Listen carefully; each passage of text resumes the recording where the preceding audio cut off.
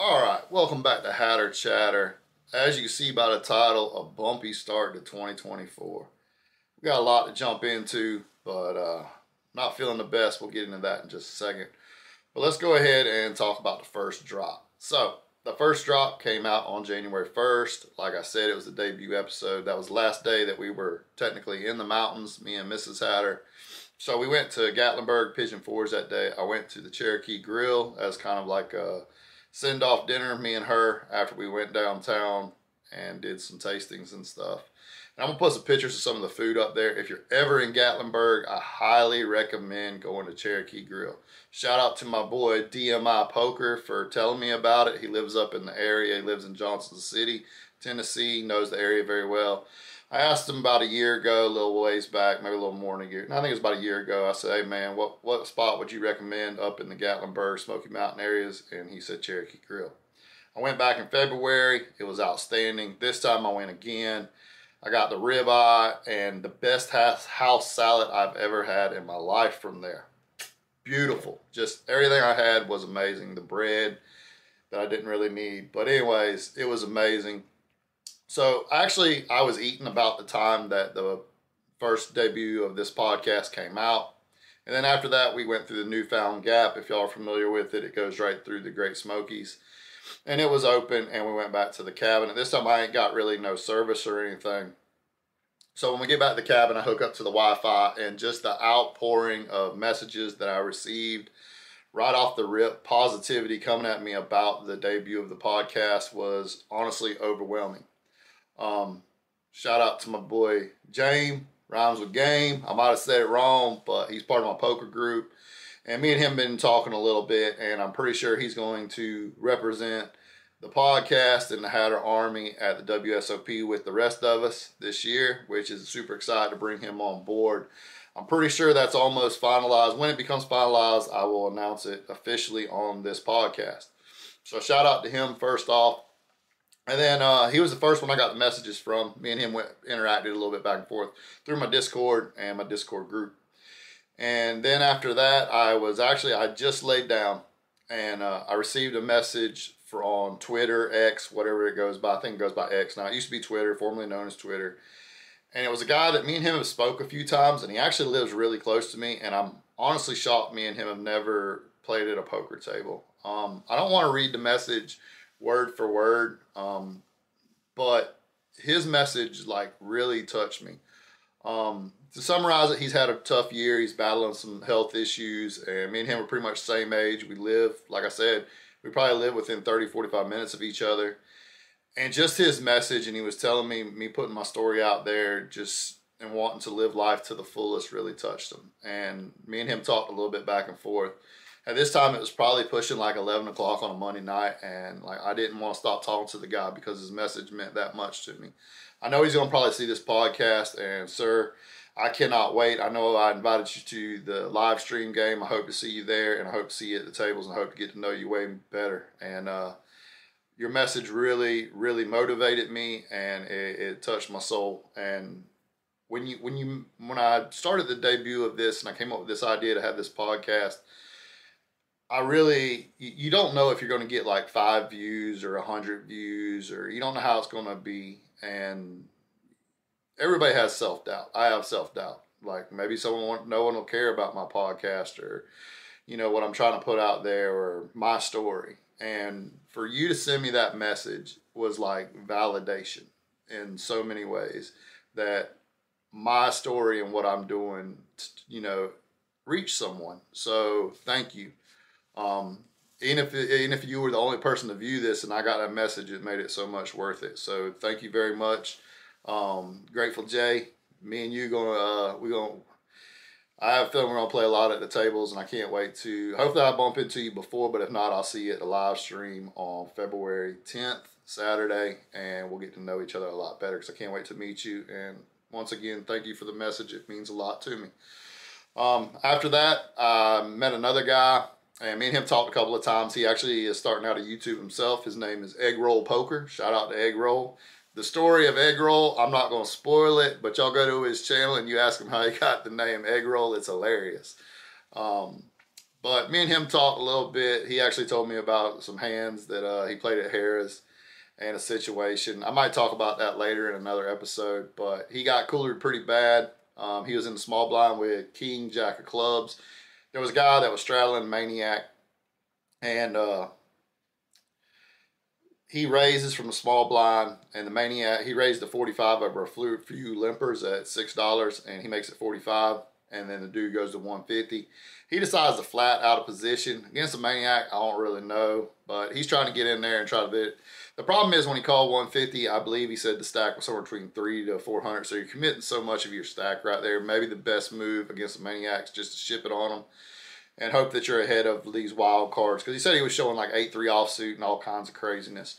So the flop, anyways, he flats. The flop comes King, Jack, Rag. So King, Jack, X. And he opens rips. When he was telling me that, as soon as he said it, we were talking, and I was like, ooh, I don't know if I'd done that. I would have checked and let the Maniac do what Maniacs do. But the Maniac ends up doing something a little crazy, like flips the cards up, and he ends up, well, he flips the cards, and he has pocket king, so just a cooler situation. But he throws them towards the middle. He said that he felt like they touched the middle of the muck pile and stuff, and then he had done a couple other anglish type things, and then he flips the chip out saying he calls. So we've all dealt with them kind of people at the table. But the thing that I want to talk about egg roll is when he was telling me about the hand, it wasn't like he took it pretty, like he was more upset about how the dude was, his table dynamics and what the dude was doing, because he was doing some shady stuff all night. But getting cooler, it didn't really, of course it bothers him a little bit, but I can see that he's got the right mindset. He didn't let it destroy him. So, but he went and he played in a couple of tournaments over there in Biloxi, and hopefully I'll get to play with him.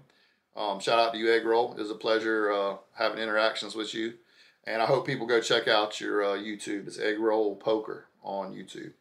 So we go through that, and like I said, 2024 has been off to a little bit of a bumpy start, and when I want to do this, because this is pretty much the first episode of the year, definitely I want to come out here and be super positive and spread that, and that's what we're going to do. But look, I think the great thing about this podcast and what I really want to talk about is how poker and life and the variance of both kind of like parallel, and if you learn to deal with the variance in poker, it'll help you deal with the variance in life. So like I said, Monday night I go to bed after talking to some people, and just like I'm flying high, y'all. Like just super flying high, super ecstatic about, just motivated. Like I'm at the top of the world with some of these messages I received, all the outpouring of support and love from y'all, and I appreciate it so much. So that night we got 2 dogs. So y'all know, if you're just watching me, I got 2 dogs. One, Daisy, she's 11.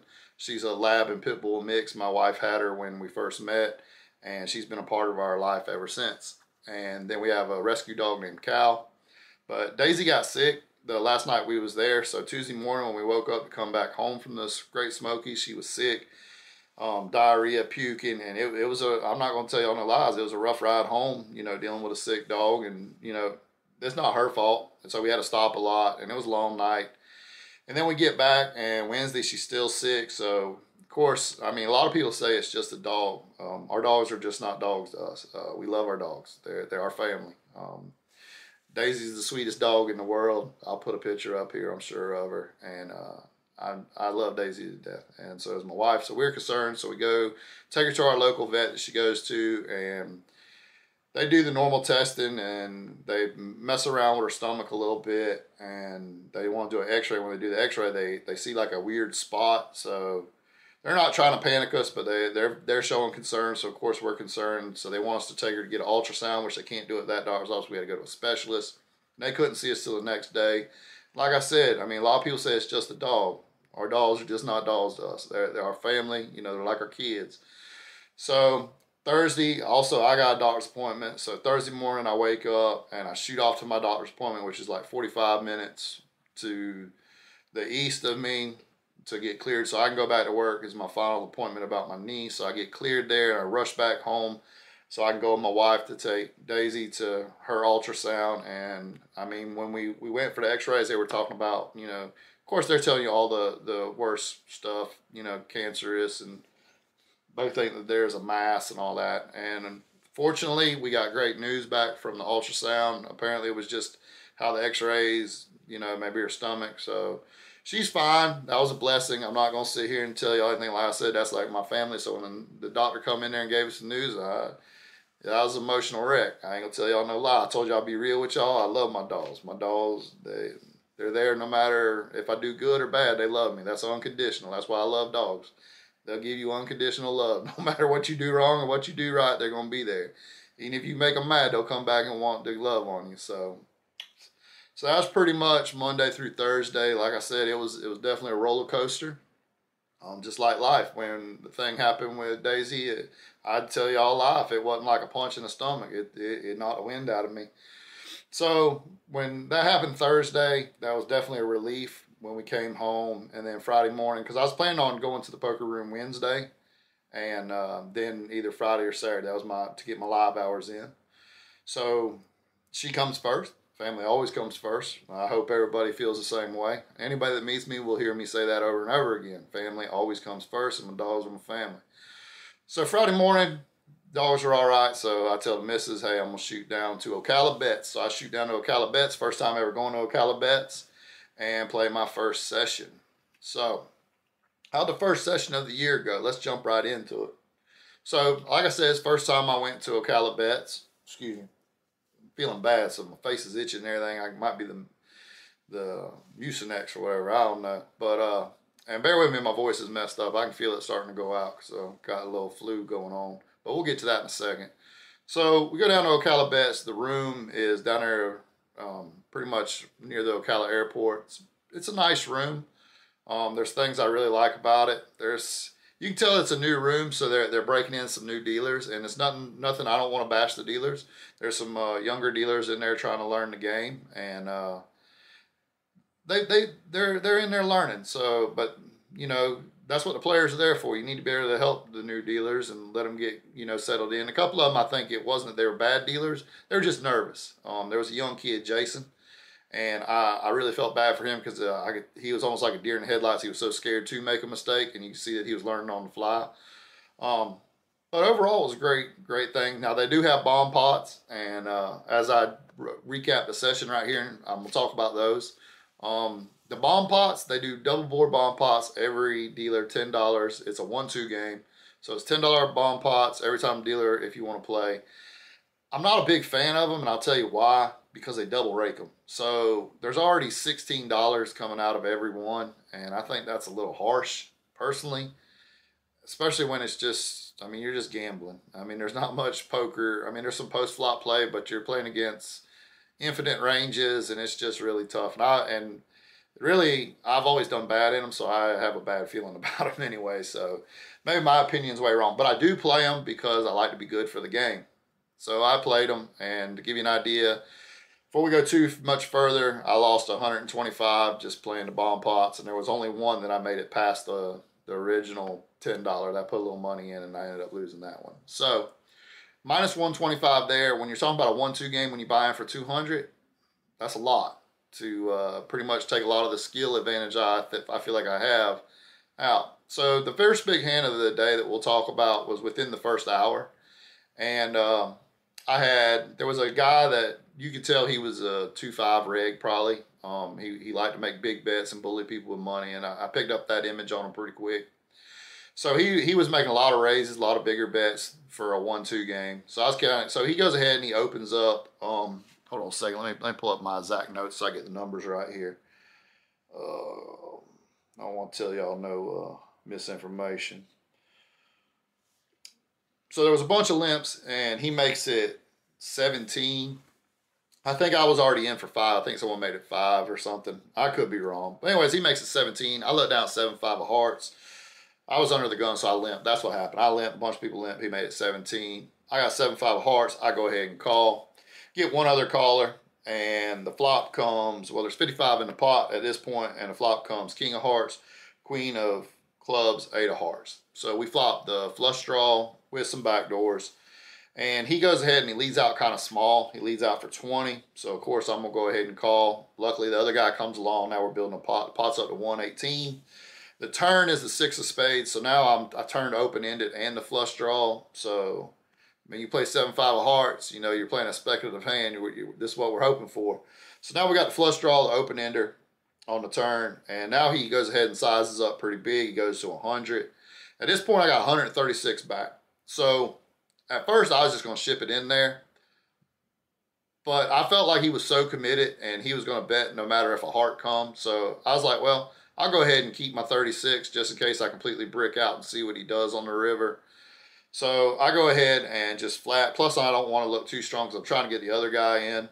So I call, the other guy folds, and the river is the 4 of diamonds. Bink City, y'all. I said 2024 is going to be the year of the Hatter. Let's go. I'm like through the roof. He shoves all in. I snap it off. And he actually had pocket queens for flopping middle set right here. So we run good right there, and I get up to 375. And from there, that was before the first bomb pot and everything. Everything kind of went downhill for the rest of the day there. I said right after that, I wrote in my notes right here. I said, it's the year of the Hatter for real. Because calling the 100, I mean, I'm there to, like, I got to see how this new year is going to go. I said that usually I'm a little tighter, so I want to play a little looser. And, I mean, I got a ton of equity right there, especially if he just has like an overpair, ace, king. But he had really one of the best hands he could have. I had outs, but not the best situation. So we go ahead and scoop pot there. And like I said, we go about 4.5, 5 hours. We end up getting back under our initial buy-in. And then I battle up some more. And I get up to 320. And this is where the story gets good, y'all. And any of y'all that play poker are going to love this part of it because y'all understand it. I look down. I tell myself, okay, I'm by a rack up. I've already grabbed a rack and everything. And I'm just going to book a $20 profit till the blinds come back to me. I'm just ready to go. Like, I was stuck a little bit. Now I'm back up to 320 because I was in for 300 at this point. And I'm like, man, I just want to get out of here with a profit. Just starting the year off with a profit. It's been a long day. Things ain't went our way since the initial hand. So I look down. Lady opens up for 10 on the last orbit I say I'm going to play. She opens to 10. Another guy calls 10. I look down at ace, king, offsuit. So I'm definitely not flatting here. I'm going to go ahead and put in the 3-bet. And I decided to go a little bigger because their stack sizes, the lady she's playing 95 effective. And the guy to my right, he's like got 110 effective. At this point, it's been a long day. I said, I can't flat. So I go ahead and I size up to 60. I could be going maybe like 45, 50 here, but I decided to go up 60 because these people just really call happy. So it folds back to her. She goes a little bit into the tank. She starts to count out what would be the raise, and she figures out that it's pretty much almost all of her chips. So she tanks a little bit, and reluctantly she goes all in. Goes over to my guy on the right. She goes all in for 95, so it's only 35 more when it gets back to me, so we already know what I'm doing. And at this point, I'm almost wanting the other guy to get in to sweeten the pot.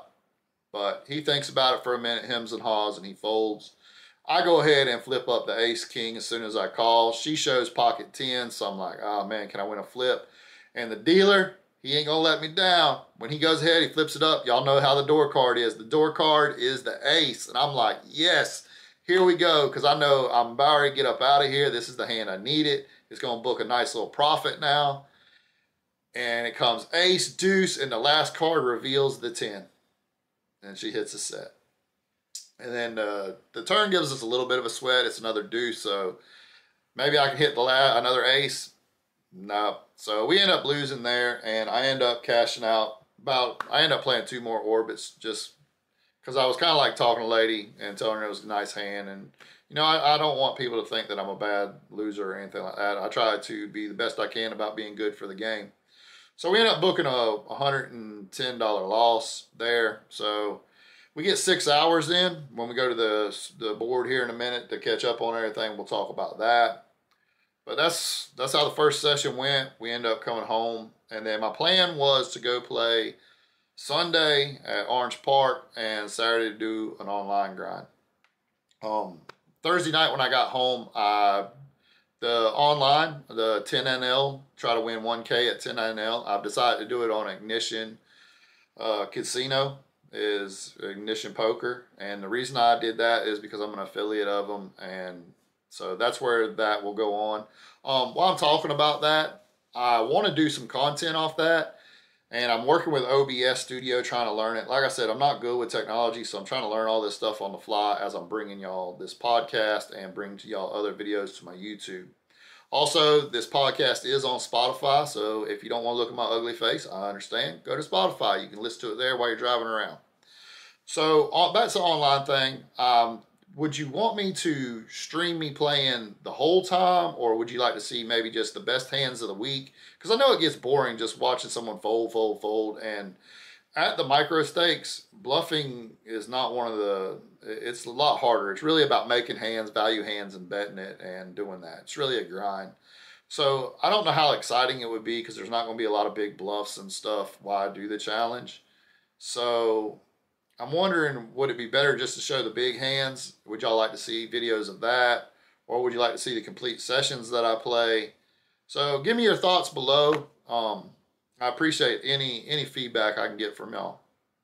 So going on from that, Saturday I woke up with, I'm guessing, a head cold, sinus infection, something. I got something going on. So Saturday, I pretty much laid around, y'all. I didn't do much Saturday. I did a couple of few things, and I still was gonna try to play online, but I just didn't. I just ain't felt good. I woke up Sunday, still didn't feel good, so my plan to go to Orange Park. Last thing I do is want to go and get other people sick. I try to be respectful of stuff like that if I can.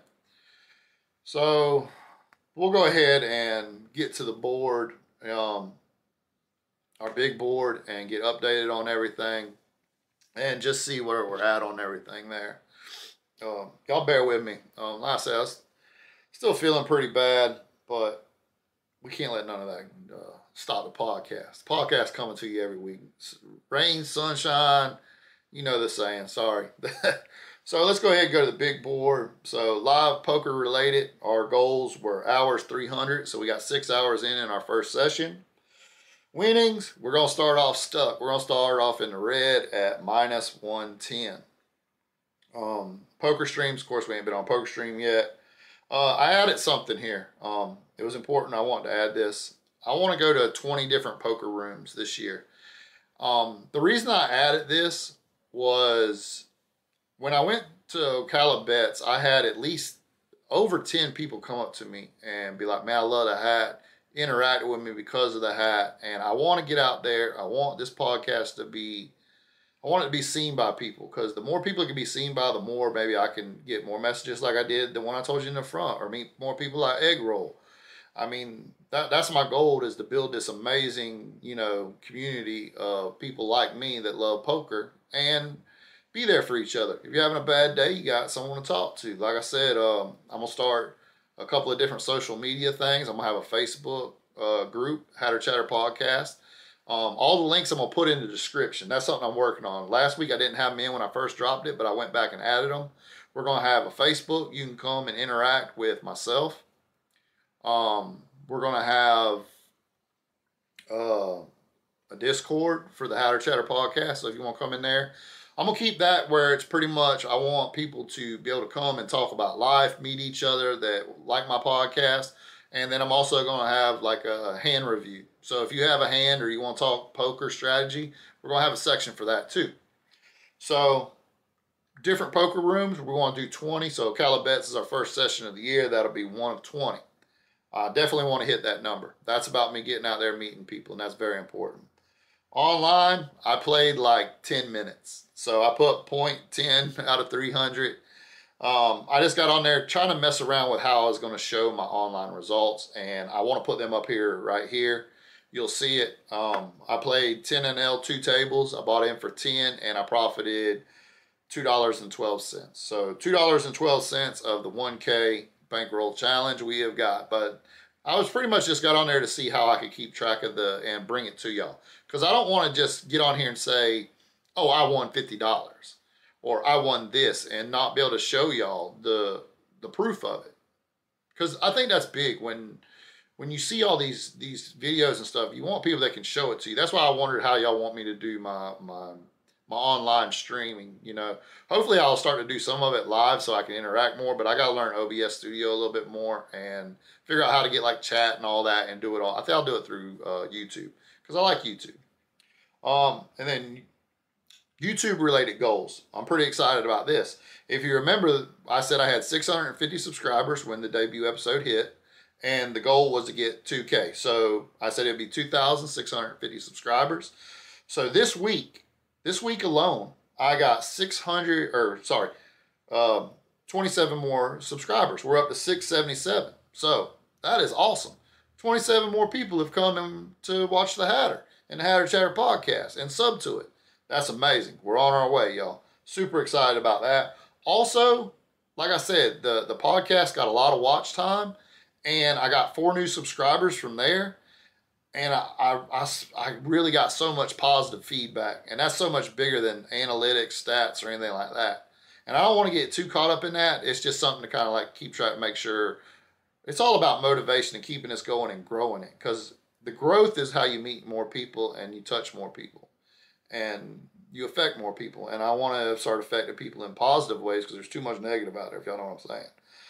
So then the WSOP, them goals, it is what it is. We really won't get into those until it gets closer to the WSOP, so we skip over that. Personal, getting healthier, I'm gonna be honest with y'all. Monday through Friday, because of all the driving and traveling and everything, I ate bad. I ate terrible.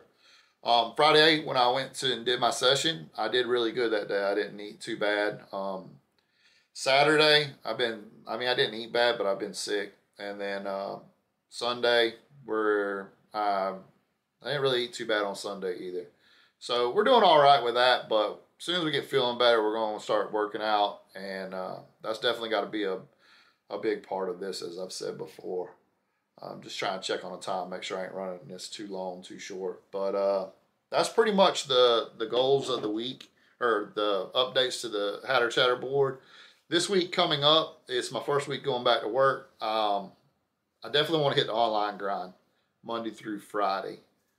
Saturday, now that I'm back home, we're gonna go visit some friends. So Saturday there won't be no live. So I'm gonna try to either go play poker Friday night after work, or Sunday I'm gonna go play, because we gotta get them live hours in. I broke some stuff down so I know weekly where I need to be through the 52 weeks of the year. So, but I'd like to get way ahead of that, because I'm a procrastinator. Y'all caught me. I'm going to be honest with y'all. I'm a procrastinator. I cannot let that happen. That's something else I'm trying to change in my life. I cannot just be a procrastinator. I got to get out there and knock these hours out and catch these goals. Because if I could hit all of them, how amazing would that be? Year 1 of the Hatter Chatter podcast, that we hit all the goals. So like I said, this week I'm going to try to hit... I want to try to hit 10 hours of grinding online. I think it's going to be tough because I'm going back to work, so I'll be waking up super early, but I want to hit 10 hours. So next week we better have 10 of 300 on the online, and hopefully we're showing a nice little start to uptick into our online goal of 1K, and then hit another live session. Like I said, Friday night or Sunday, or who knows, maybe during the week if I get off work kind of earlier, maybe I'll shoot over there to Orange Park and play. Another thing, I want to put this out here. If you see me at a poker room and you watch my podcast or know about me, please come up and talk to me. I am a very social person. I appreciate it. Meeting people is why I started all this. I'm not a big-headed person. I'm super humble. I'm just an average Joe. I'm just like you. So please come up and speak to me if you see me. Always excited to meet more poker people. Besides that, I think we'll go ahead and sum up this episode. Like I said, if you don't watch it, if you don't want to see my face, or if you drive a lot, I know my boy Egg Roll, he's on the road a lot. If you can't watch it on YouTube or listen to it on YouTube, you can go to Spotify. I'm gonna try to get it. I'm trying to get the podcast up on Apple Music and Amazon Music, if that's a thing. I gotta learn how to do all that. This last week I learned how to put it on Spotify, and now I have an RSS feed. I believe that's what it's called. Thanks to my boy. Before I finish this up, shout out to my boy 2X2L. He was really willing to help me and kind of give me some ideas when it comes to the RSS feeds and stuff like that. Also, one other guy I want to shout out here at the end is my boy Poker Joker. He's on TikTok, the Poker Joker. He's probably the closest thing that I've seen when it comes to making content to my boy Jamin Burton.